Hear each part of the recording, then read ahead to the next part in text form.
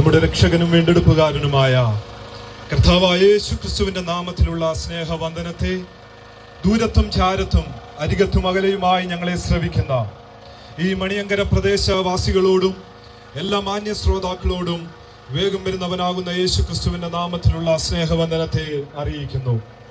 ജീവിതത്തിന്റെ രണ്ട് അറ്റങ്ങൾ കൂട്ടിമുട്ടിക്കുവാൻ ഏറെ വെമ്പലോടെ പായുന്ന പ്രിയപ്പെട്ടവരാണ് ഞങ്ങളുടെ ഈ ശബ്ദം ഈ പകൽക്കാലം കേൾക്കുന്നത് എന്ന് ഉത്തമ ബോധ്യം ഞങ്ങൾക്കുണ്ട്.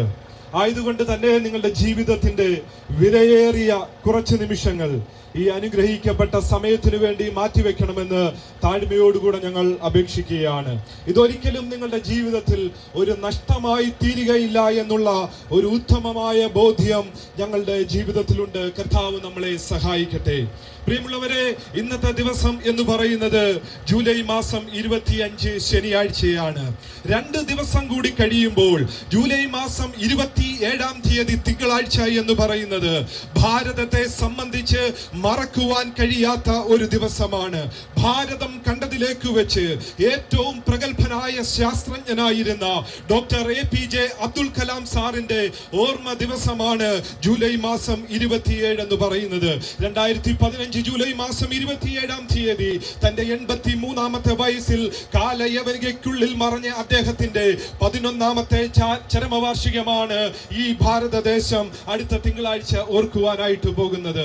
അബ്ദുൽ കലാം സാർ എന്ന പേര് കേൾക്കുമ്പോൾ തന്നെ നമുക്ക് ഓർമ്മ വരുന്ന അദ്ദേഹത്തിന്റെ പേരിനോട് ചേർത്ത് പറയുവാൻ കഴിയുന്ന മറ്റൊരു പദമാണ് സ്വപ്നം എന്ന് പറയുന്നത്. സ്വപ്നം കാണുവാൻ നമ്മുടെ ഭാരത രാജ്യത്തെ യുവാക്കളെയും കുട്ടികളെയും ഏറ്റവും കൂടുതൽ പ്രചോദിപ്പിച്ച വ്യക്തികളിൽ ഒരാളായിരുന്നു അദ്ദേഹം. അദ്ദേഹത്തിന് സ്വപ്നം എന്ന് പറയുന്നത് കേവലം ഉറക്കത്തിൽ കാണുന്ന ഒന്നു മാത്രമായിരുന്നില്ല, മറിച്ച് ലക്ഷ്യത്തിലേക്കുള്ള വഴിയും കഠിനാധ്വാനത്തിനുള്ള പ്രേരണയുമായിരുന്നു. സ്വപ്നത്തെ കുറിച്ച് അബ്ദുൽ കലാം സാറിന്റെ ഏറ്റവും പ്രശസ്തമായ ലോക പ്രശസ്തമായ വാക്കുകൾ ഇങ്ങനെയാണ്: dream is not that which you see while sleeping, it is something that does not let you sleep. മലയാളത്തിൽ പറയുകയാണെങ്കിൽ ഉറക്കത്തിൽ കാണുന്നതല്ല സ്വപ്നം, നമ്മളെ ഉറങ്ങാൻ അനുവദിക്കാത്തതാണ് യഥാർത്ഥ സ്വപ്നം എന്ന് പറയുന്നത്. ഈ ഒറ്റ വാചകത്തിലൂടെ സ്വപ്നത്തിന് അദ്ദേഹം പുതിയ ഒരു നിർവചനം നൽകുകയുണ്ടായി.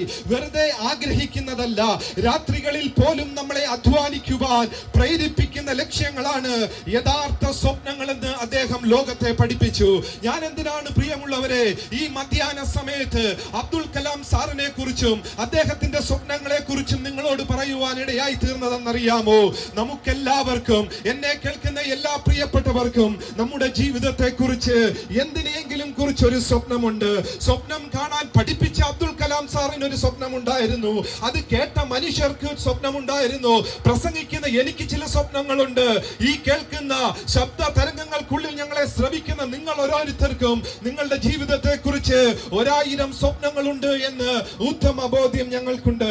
അങ്ങനെയെങ്കിൽ പ്രിയമുള്ളവരെ, ഞങ്ങൾ അഭിമാനത്തോടുകൂടെ വിളിച്ചു പറഞ്ഞോട്ടെ, മനുഷ്യർക്ക് മാത്രമല്ല, ഞങ്ങൾ പ്രസംഗിക്കുന്ന ഞങ്ങളുടെ ദൈവത്തിന് ഒരു സ്വപ്നമുണ്ട്. ഹല്ലേലൂയ! താൻ സൃഷ്ടിച്ച മനുഷ്യനെ കുറിച്ച് സർവശക്തനാകുന്ന ദൈവത്തിന് ഒരു സ്വപ്നമുണ്ടായിരുന്നു. എന്തായിരുന്നു മനുഷ്യനെ കുറിച്ചുള്ള ദൈവത്തിന്റെ സ്വപ്നം? ആദിയിങ്കൽ ഏദൻ പൂങ്കാവനത്തിൽ ദൈവം തന്റെ സ്വരൂപത്തിലും തന്റെ സാദൃശ്യത്തിലും മനുഷ്യരെ ഉണ്ടാക്കുവാനിടയായി. 6 ദിവസം കൊണ്ട് ഇന്ന് കാണുന്ന സകല ചരാചരങ്ങളെയും ഈ കാണുന്ന സകല ഭാരവാര സൂരാദികളെയും യഹോവയായ ദൈവം സൃഷ്ടിച്ചിട്ട് ഏറ്റവും അവസാനം മനുഷ്യനെ സൃഷ്ടിക്കുമ്പോൾ ദൈവത്തിന് മനുഷ്യനെ കുറിച്ച് ഒരു സ്വപ്നമുണ്ടായിരുന്നു. ആ സ്വപ്നം വിശുദ്ധ വേദ പുസ്തകത്തിൽ ഉൽപ്പത്തിയുടെ അധ്യായം 1-ാമത്തെ അധ്യായം 27-28 വാക്യങ്ങളിൽ രേഖപ്പെടുത്തിയിരിക്കുന്നത് നമുക്ക് കാണുവാൻ കഴിയുന്നുണ്ട്. തന്റെ സ്വരൂപത്തിലും തന്റെ സാദൃശ്യത്തിലും മനുഷ്യനെ സൃഷ്ടിച്ചിട്ട് അവൻ സന്താന പുഷ്ടിയുള്ളവരായി പെരുകി ഭൂമിയിൽ നിറഞ്ഞ് അതിനെ അടക്കി സമുദ്രത്തിലെ മത്സ്യത്തിന്മേൽ ആകാശത്തിലെ പർവ്വജാതിന്മേൽ സകല ഭൂചര ജന്തുവിന്മേൽ വാഴുവാനുള്ള ഒരു വലിയ സ്വപ്നത്തെ മനുഷ്യന്റെ ഉള്ളിൽ നിക്ഷേപിച്ചിട്ട് ദൈവം മനുഷ്യനെ സൃഷ്ടിച്ചു. ഇപ്രകാരം താൻ സൃഷ്ടിച്ച സകലത്തിന്മേലും വാഴ്ച നടത്തുക എന്നുള്ള സ്വപ്നത്തോടുകൂടി ദൈവം മനുഷ്യനെ സൃഷ്ടിക്കുക മാത്രമല്ല, 2-ാം അധ്യായത്തിലേക്ക് വരുമ്പോൾ നമുക്ക് അവിടെ കാണുവാൻ കഴിയുന്നുണ്ട്, അവരെ ഏദൻ എന്ന് പറയുന്ന ഒരു തോട്ടത്തിൽ കൊണ്ടാക്കുവാനിടയായി തീരുന്നു. എന്നാൽ എന്നെ കേൾക്കുന്ന പ്രിയമുള്ളവരെ, ഉൽപ്പത്തി പുസ്തകം 1-ഉം 2-ഉം അധ്യായങ്ങളിൽ സ്വപ്നത്തിന് എന്തിനു വേണ്ടി സൃഷ്ടിക്കപ്പെട്ട മനുഷ്യൻ ഏദൻ തോട്ടത്തിലേക്ക് കടന്നു വന്ന മനുഷ്യന് മൂന്നാമത്തെ അധ്യായത്തിലേക്ക് വരുമ്പോൾ അസാധാരണമായ ഒരു കാര്യം മനുഷ്യരുടെ ജീവിതത്തിൽ സംഭവിക്കുന്നത് ദൈവവചനത്തിൽ രേഖപ്പെടുത്തിയിരിക്കുന്നു. അവിടെ എഴുതിയിരിക്കുന്നത് ഇങ്ങനെയാണ്: അവനെ എടുത്തിരിക്കുന്ന നിലത്ത് കൃഷി ചെയ്യേണ്ടതിന് യഹോവയായ ദൈവം ഏദൻ തോട്ടത്തിൽ നിന്ന് മനുഷ്യനെ പുറത്താക്കി. ഒന്നാം അധ്യായത്തിൽ ദൈവത്തിന്റെ സാദൃശ്യത്തിൽ സൃഷ്ടിക്കപ്പെട്ടവൻ, രണ്ടാം അധ്യായത്തിൽ സകല ചരാചരങ്ങളുടെ മേൽ വാഴുവാൻ ഏദൻ തോട്ടത്തിൽ നിയമിക്കപ്പെട്ടവൻ. എന്നാൽ മൂന്നാം അധ്യായത്തിലേക്ക് വരുമ്പോൾ താൻ സൃഷ്ടിക്കപ്പെട്ട ഏദൻ തോട്ടത്തിൽ നിന്ന് മനുഷ്യനെ പുറത്താക്കുന്നത് കാണുവാൻ കഴിയുന്നുണ്ട്. അല്ലയോ ആദിമ മനുഷ്യരായ ആദം ഹവ്വയെ, എവിടെയാണ് നിങ്ങൾക്ക് കാലിടറിപ്പോയത്? എവിടെയാണ് മനുഷ്യ നിനക്ക് പിഴവ് പറ്റിയത്? എന്താണ് നിങ്ങളുടെ ജീവിതത്തിൽ സംഭവിച്ചത്? എന്നെ കേൾക്കുന്ന പ്രിയമുള്ളവരെ, ആദിമ മനുഷ്യരുടെ ജീവിതത്തിൽ സംഭവിച്ചത് എന്താന്ന് നിങ്ങളോട് അറിയിക്കുവാൻ ഞങ്ങൾക്ക് ഇന്ന് പകൽക്കാലം സന്തോഷമുണ്ട്. ഉൽപ്പത്തിയുടെ പുസ്തകം 3-ാം അധ്യായത്തിന്റെ തുടക്കത്തിൽ മനുഷ്യരുടെ കണ്ണിൽ തുലോം ചെറുതുമെന്നാൽ സർവശക്തനാകുന്ന ദൈവത്തിന്റെ സന്നിധിയിൽ ഏറ്റവും വലിയതുമായ ഒരു തെറ്റ് മനുഷ്യന്റെ ജീവിതത്തിൽ സംഭവിക്കുന്നു.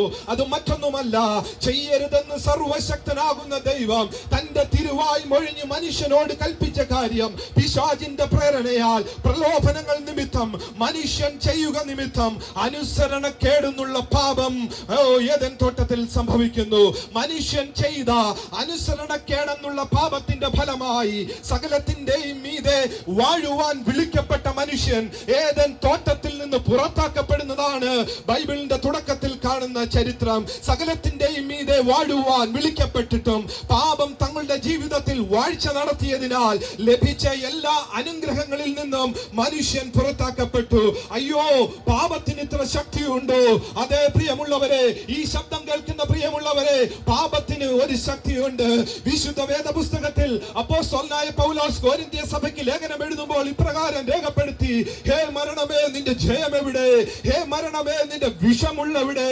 മരണത്തിന്റെ വിഷമുള്ള പാപം, പാപത്തിന്റെ ശക്തിയോ ന്യായപ്രമാണം. പാപം എന്ന് പറയുന്നത് ഒരു ചെറിയ കാര്യമല്ല പ്രിയമുള്ളവരെ.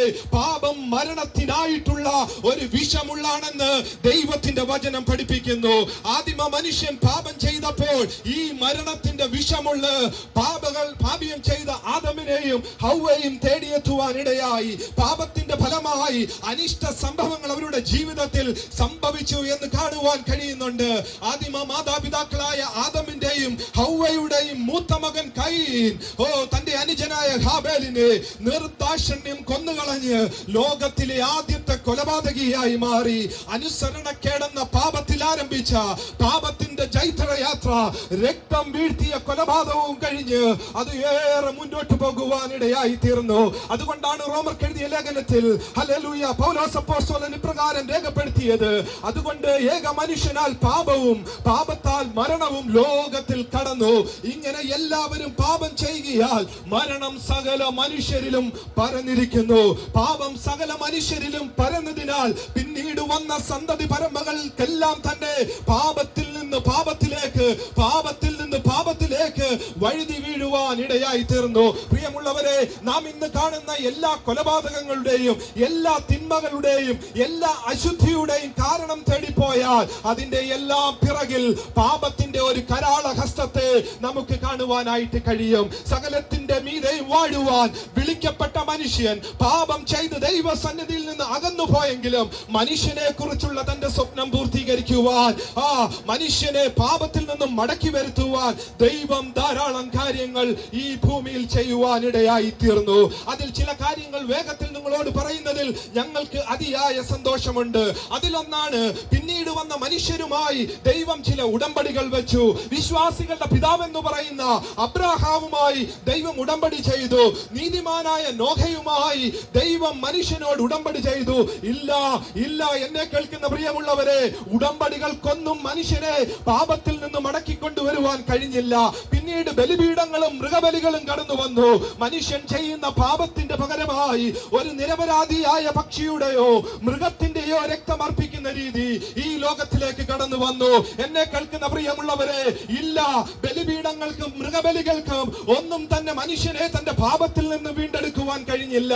സർവശക്തനാകുന്ന ദൈവം പിന്നീട് മോശയിലൂടെ പ്രമാണങ്ങളും ചട്ടങ്ങളുമായ ന്യായ ന്യായപ്രമാണവും ലോകത്തിൽ കൊണ്ടുവന്നു. ഇല്ല ഇല്ല ഇല്ലവേ ഇല്ല.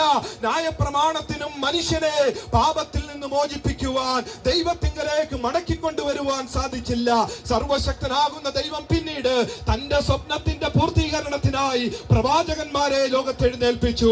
അവരിലൂടെ മുന്നറിയിപ്പുകളും ദൈവത്തിങ്കലേക്ക് മടങ്ങി വരുവാനുള്ള ആഹ്വാനവും ദൈവം ലോകത്തിന് നൽകി. ഇല്ല, പ്രവാചകന്മാരുടെ വാക്കുകളും മനുഷ്യൻ കേട്ടില്ല. പാപത്തിൽ നിന്ന് മടക്കി വരുത്തുവാൻ ഒരു പ്രവാചകനും കഴിഞ്ഞില്ല.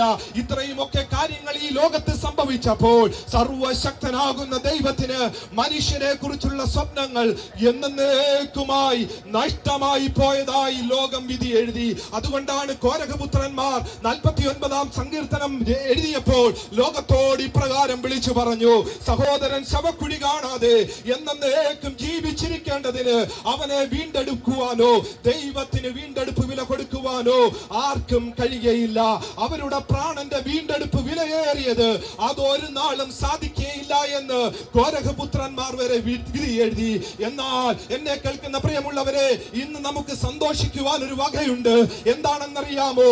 എന്നാൽ മനുഷ്യന്റെ പ്രതീക്ഷകളെല്ലാം അസ്തമിച്ച ഇടത്ത്, ഇനി ഒരു സാധ്യതയും ഇല്ല എന്ന് ലോകം വിധി എഴുതിയ ഇടത്ത്, സർവശക്തനാകുന്ന ദൈവം തന്റെ ഏറ്റവും വലിയ പദ്ധതി മനുഷ്യനെ വീണ്ടെടുക്കുവാൻ അവൻ വിഭാവനം ചെയ്തു.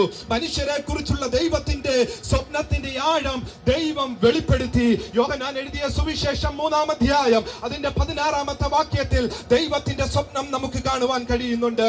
തന്റെ ഏകജാതനായ പുത്രനിൽ വിശ്വസിക്കുന്ന ഏവനും നശിച്ചു പോകാതെ നിത്യജീവൻ പ്രാപിക്കേണ്ടതിന് ദൈവം അവനെ നൽകുവാൻ തക്കവണ്ണം ഈ ലോകത്തെ സ്നേഹിച്ചു.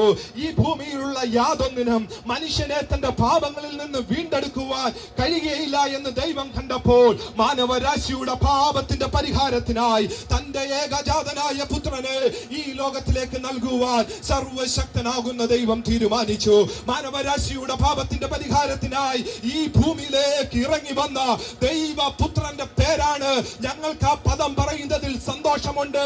ഞങ്ങൾക്ക് ആ പേര് പറയുന്നതിൽ ഇന്ന് പകൽക്കാലം അഭിമാനമുണ്ട്. മാനവരാശിയുടെ പാപപരിഹാരത്തിനായി ഈ ഭൂമിയിലേക്ക് ഇറങ്ങി വന്ന ദൈവപുത്രന്റെ പേരാണ് കർത്താവായ യേശു ക്രിസ്തു. കാലസമ്പൂർണതയെങ്കിൽ കന്യകയായ മറിയയുടെ ഉദരത്തിൽ ജന്മപാപം തീണ്ടാത്തവനായി ദൈവപുത്രനായ യേശു ഭൂമിയിലേക്ക് പറന്നു വീണു. ഈ ഭൂമിയിൽ എഴുതിയാലും ഈ ലോകത്തിന്റെ പുസ്തകങ്ങൾ പോരാതെ വരുന്ന അത്രയും അത്ഭുതങ്ങളും അടയാളങ്ങളും യേശു ക്രിസ്തു തന്റെ ഐഹിക ജീവിതത്തിൽ ചെയ്തെടുത്തു. അനേക രോഗികളെ സൗഖ്യമാക്കി, മരിച്ചവരെ ഉയർത്തെഴുന്നേൽപ്പിച്ചു, അനേക ഭൂതഗ്രസ്തരെ സൗഖ്യമാക്കി. 33.5 വയസ്സുവരെ ഈ ലോകത്തിന്റെ കർമ്മപാപങ്ങളും തൊട്ടു തീണ്ടാത്തവനായി ഈ ഭൂമിയിൽ യേശു ജീവിച്ചു. നിങ്ങൾക്കറിയാമല്ലോ പ്രിയമുള്ളവരെ, പാപം ചെയ്ത ഒരു മനുഷ്യന് പാപം ചെയ്ത മറ്റൊരുവനെ പാപത്തിൽ നിന്ന് വീണ്ടെടുക്കാൻ കഴിയുകയില്ല എന്ന യാഥാർത്ഥ്യം നമുക്കറിയാം. ആയതിനാൽ തന്റെ ജന്മപാപവും കർമ്മപാപവും ചെയ്യാത്ത ദൈവപുത്രനായ യേശു ക്രിസ്തു മനുഷ്യന്റെ പാപത്തിന് പരിഹാരമായി 33.5 തിരുവയസ്സിൽ കാൽവറിയുടെ ക്രൂശിൽ ഏകയാഗമായി അർപ്പിക്കപ്പെട്ടു. അതുകൊണ്ടാണ് വിശുദ്ധ വേദപുസ്തകത്തിൽ 2 കൊരിന്ത്യർ 5:21 രേഖപ്പെടുത്തിയിരിക്കുന്നത്: പാപമറിയാത്തവനെ നാം അവനിൽ ദൈവത്തിന്റെ നീതിയാകേണ്ടതിന് അവൻ നമുക്ക് വേണ്ടി പാപമാക്കി മാറ്റി. കർത്താവായ യേശു ക്രിസ്തു മാനവകുലത്തിന്റെ പാപത്തിന്റെ പരിഹാരത്തിനായി കാൽവറിയുടെ ക്രൂശിൽ അർപ്പിക്കപ്പെട്ടു. നമ്മുടെ പാപത്തിന്റെ പരിഹാരത്തിനായി ഒരു സാധാരണ മരണമല്ലായിരുന്നു പ്രിയമുള്ളവരെ യേശു ക്രിസ്തു ഏറ്റുവാങ്ങിയത്. ഗെത്സമനയുടെ തോട്ടം തുടങ്ങി കാൽവറിയുടെ ക്രൂശ് വരെ അതിദാരുണമായ ഒരു മരണം സർവശക്തനാകുന്ന യേശു എനിക്കും നിങ്ങൾക്കും വേണ്ടി ഹല്ലേലൂയ ഏറ്റെടുത്തു. ഈ ലോകത്തിലെ ഒരു നികൃഷ്ട മനുഷ്യൻ മരിക്കുന്നത് പോലെ റോമൻ സാമ്രാജ്യത്തിന്റെ ഏറ്റവും ഹല്ലേലൂയ ഏറ്റവും താഴേക്കിടയിലുള്ള ഏറ്റവും അവസാനമായ നികൃഷ്ടമായ കുരിശുമരണം യേശു ക്രിസ്തു എനിക്കും നിങ്ങൾക്കും വേണ്ടി ഏറ്റെടുത്തു. ആകാശത്തിനും ഭൂമിക്കും മധ്യേ റോമൻ സാമ്രാജ്യത്തിന്റെ ഒരു വലിയ പാപിക്ക് ലഭിക്കുന്ന കുരിശുമരണമെന്ന ഹീനമായ മരണം ഏറ്റുവാങ്ങി പാപങ്ങളുടെ പരിഹാരത്തിനായി യേശു നമുക്ക് വേണ്ടി മരിച്ചു. പിതാവാം ദൈവത്തിന് മനുഷ്യനെ കുറിച്ചുള്ള തന്റെ സ്വപ്നങ്ങൾ പൂർത്തീകരിക്കുവാൻ തന്റെ ഏകജാതനായ പുത്രനെ കാൽവറിയുടെ ക്രൂശിൽ അർപ്പിക്കേണ്ടതായി വന്നു. എന്നെ കേൾക്കുന്ന പ്രിയമുള്ളവരെ, നമ്മുടെ പാപങ്ങളുടെ പരിഹാരത്തിനായി യേശു ക്രിസ്തു കാൽവറിയുടെ ക്രൂശിൽ മരിച്ചു. ഇതുവരെ ആരെ എവിടെയും വെച്ചിട്ടില്ലാത്ത അരമത്തിക്കാരൻ യോസഫിന്റെ കല്ലറയിൽ നിന്ന് യേശു ക്രിസ്തു 3-ാം നാൾ ഉയർത്തെഴുന്നേറ്റു. മരണത്തിന് യേശുവിനെ പിടിച്ചു വെക്കുന്നത് അസാധ്യമായിരുന്നു. ലോകത്തിൽ ഇന്ന് വരെ ജീവിച്ച എല്ലാ മനുഷ്യരുടെയും കല്ലറകൾ അടഞ്ഞു കിടക്കുമ്പോൾ നമ്മുടെ കർത്താവായ യേശു ക്രിസ്തുവിന്റെ ശൂന്യമായ കല്ലറ ഇസ്രായേലിൽ യെരുശലേമിൽ ഇന്നും തുറന്നു കിടക്കുന്നു. യേശു ക്രിസ്തു മരിച്ചവരിൽ നിന്ന് ഉയർത്തെഴുന്നേറ്റതിന്റെ സാക്ഷ്യവുമായി ഇന്നും ശൂന്യമായി കിടക്കുന്ന ആ തുറക്കപ്പെട്ട കല്ലറയുണ്ടല്ലോ, അത് പിതാവാം ദൈവത്തിന്റെ മനുഷ്യരെ കുറിച്ചുള്ള സ്വപ്നത്തിന്റെ പൂർത്തീകരണത്തിന്റെ സാക്ഷ്യമായി ഇന്നും നിലകൊള്ളുന്നു.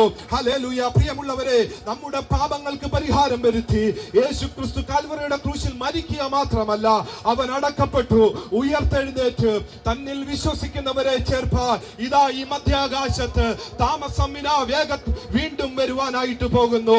യേശു ക്രിസ്തു നമ്മുടെ പാപത്തിന്റെ പരിഹാരമായി മാറിയത് കൊണ്ട് ഇന്ന് സന്തോഷത്തോടെ ഞാൻ നിങ്ങളോട് വിളിച്ചു പറഞ്ഞോട്ടെ, ഏദൻ തോട്ടത്തിൽ സകലത്തിന്റെ മീതെ വാഴുവാൻ ദൈവം മനുഷ്യനെ ആക്കിയതുപോലെ യേശു ക്രിസ്തു മുഖാന്തരം തന്നിൽ വിശ്വസിക്കുന്നവർക്ക് ഇനിയും ഒരു വാഴ്ചയുടെ കാലം സ്വർഗത്തിലെ ദൈവം മനുഷ്യർക്ക് വേണ്ടി ഒരുക്കിയിരിക്കുന്നു. ഓ ഹല്ലേലൂയ.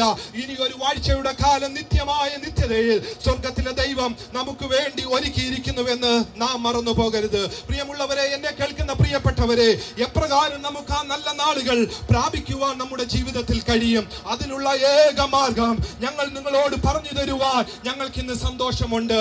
ഹല്ലേലൂയ. വാഴുന്ന ഒരു കാലത്തിലേക്ക്, കഷ്ടതകളില്ലാത്ത, രോഗങ്ങളില്ലാത്ത, പ്രയാസങ്ങളില്ലാത്ത, ദുഃഖമില്ലാത്ത, നെടുവീർപ്പില്ലാത്ത ഒരു ലോകത്തിലേക്ക് ഞങ്ങൾ നിങ്ങളെ സ്വാഗതം ചെയ്യുകയാണ്. എപ്രകാരം നമുക്ക് ആ ജീവിതത്തിലേക്ക് പ്രവേശിക്കുവാൻ കഴിയും? യേശു ക്രിസ്തു കാൽവറിയുടെ ക്രൂശിൽ മനുഷ്യന്റെ പാപങ്ങൾക്ക് വേണ്ടി മരിച്ചതുകൊണ്ട് ഇനി മനുഷ്യർക്ക് തങ്ങളുടെ പാപങ്ങൾക്ക് വേണ്ടി മറ്റൊരു യാഗവും അർപ്പിക്കേണ്ട കാര്യമില്ല. നമ്മുടെ ആത്മാവിന്റെ മോക്ഷത്തിനായി എന്തെങ്കിലും പ്രത്യേക ക്രിയകൾ നാം ചെയ്യേണ്ടതില്ല. ദൈവവചനം ഇപ്രകാരം പഠിപ്പിക്കുന്നു. ഒരൊറ്റ കാര്യം മാത്രം മാനവരാശിക്ക് ദൈവം നൽകി. വരുവീൻ, നമുക്ക് തമ്മിൽ വാദിക്കാം. നിങ്ങളുടെ പാപങ്ങൾ എത്ര കടുംചുവപ്പായാലും ഹിമം പോലെ വെളുക്കും, രക്താംബരം പോലെ ചുവപ്പായിരുന്നാലും പഞ്ഞി പോലെയായി തീരും. അതേ പ്രിയമുള്ളവരെ, നമ്മുടെ പാപത്തിന് ഈ നല്ല ജീവിതത്തിലേക്ക് നമ്മളെ കൊണ്ടുപോകാൻ കഴിയത്തില്ല. പാപം ഉപേക്ഷിക്കുവാൻ ഈ മൈക്കിന്റെ ശ്രവണ പരിധിയിൽ കേൾക്കുന്ന എല്ലാ പ്രിയപ്പെട്ടവരോടും ഞങ്ങൾ ദൈവനാമത്തിൽ ആഹ്വാനം ചെയ്യുകയാണ്.